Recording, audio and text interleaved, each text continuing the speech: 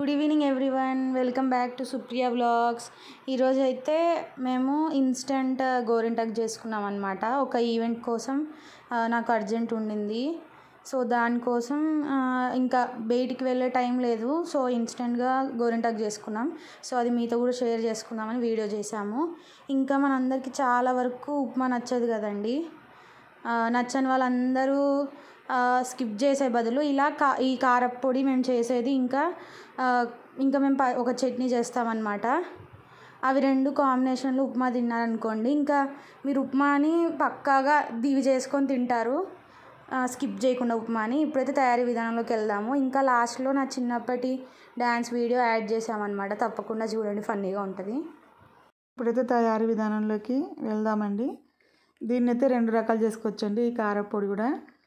First అయితే నేను ఇక్కడ మినప్పాలు, శనగబ్యాలు, ధనియాలు, జీలకర్ర, ఒట్టి మిరపకాయలు, కొంచెం కరివేపాకు, చింతపండు, ఒక 10-15 మెంతులు వేసానండి. అన్నీ కొంచెం ఆయిల్ వేసి వేయించినాను.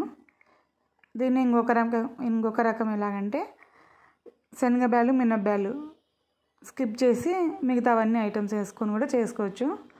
ఎక్కువ శనగబ్యాలు, మినప్పాలు వేయనండి. ఈరోజు ఒకటి వేసాను, చాలా రోజులైందని. శనగబ్యాలు, మినప్పాలు లేకుండానే ఇష్టం మాకి. ఓన్లీ ధనియాలు, జీలకర్ర, మెంతులు, ఒట్టి మిరపకాయలు, చింతపండు, కొంచెం 5-6 రెమ్మలు కరివేపాకు వేసి చేస్తానండి. అదే ఇష్టము. ఇది ఒక్కరోజు శనగబ్యాలు, మినప్పాలు వేద్దామని వేసాను అంతే.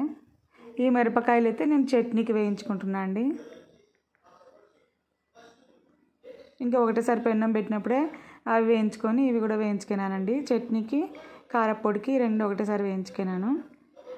ఒట్టి మిరపకాయల చట్నీ అండి ఇది.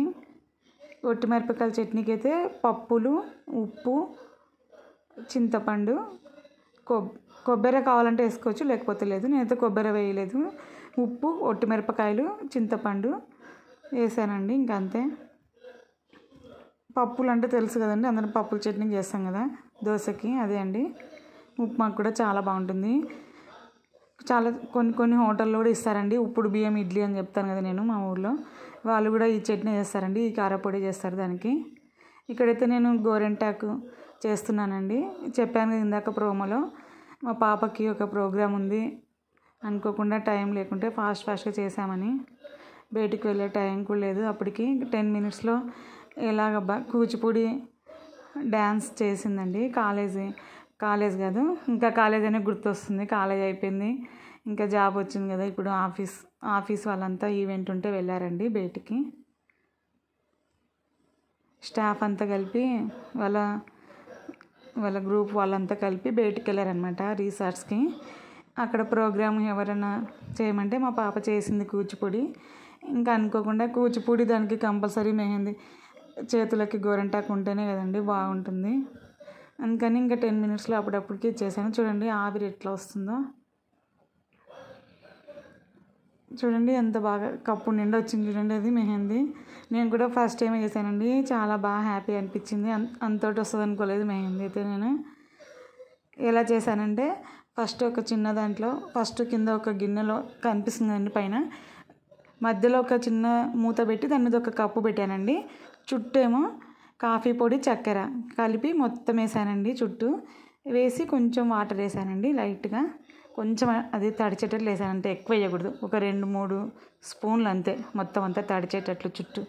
మళ్ళీ ఎక్కువ వాటర్ వేయకూడదు. ఇంకా పైననేమో ఇందాక పోగలు పోయింది కదా మొత్తం ఆవిరి, ఆ గిన్నెలో వాటర్ పోసి ఆ గిన్నె మూతలాగా పెట్టానండి. ఫస్ట్ చిన్న గిన్నె పెట్టి కింద పెద్ద గిన్నెలో వాటర్ పోసి పైన పెట్టాలండి మూతలాగా. మూత పెట్టకూడదు, ఇంకా గిన్నెలో వాటర్ పోసి ఆ గిన్నెనే పెట్టాలి మూతలాగా.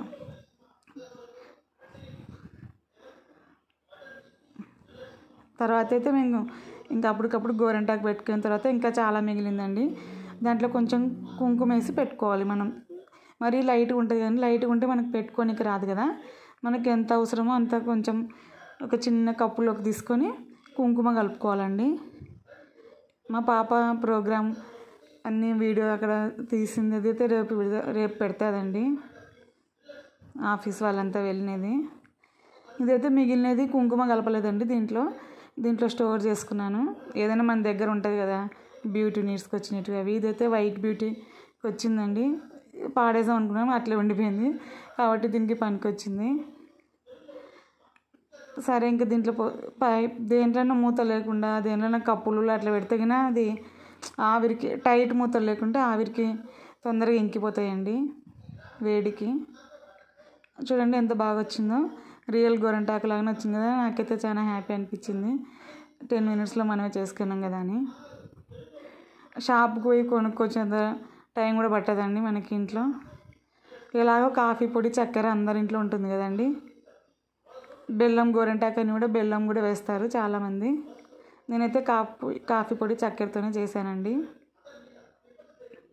చూడండి కడిగిన తర్వాత కూడా ఎంత రెడ్గా ఉందో. మా పాపకు పెట్టి అదే చేతితో నేను కూడా పెట్టుకున్నాను.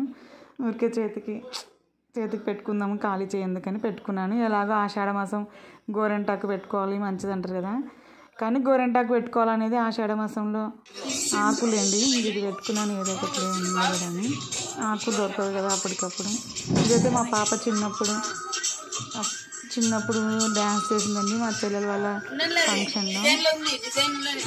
మా చెల్లెల వాళ్ళు మన వీడియో చూస్తుంటే మా పాపది డ్యాన్స్ నాకు షేర్ చేశారు. అక్క మీ పాప చూడు చిన్నప్పుడు ఫోటో పెడతానని పెట్టింది. చూడండి ఇప్పుడైతే కూచిపూడి అవన్నీ నేర్చుకుంది. అప్పుడు ఏదో ప్రోగ్రాంలో చూసి మా అక్క పిల్లలు చేసుకుంటే చేసింది. ఆమె అందరూ షేర్ చేసింది మా చెల్లెలు. సరదాగా ఉందని పెట్టాము.